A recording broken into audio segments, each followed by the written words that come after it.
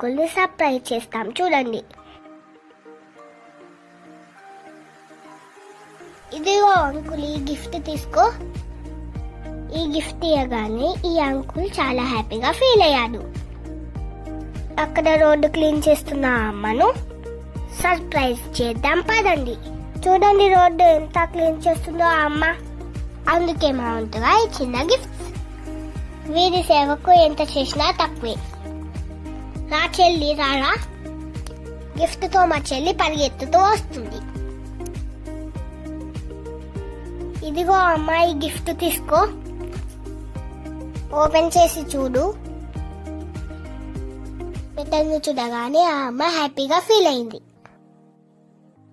ఇప్పుడు ఇక్కడ కనిపించే అమ్మను సర్ప్రైజ్ చేద్దాం పదండి.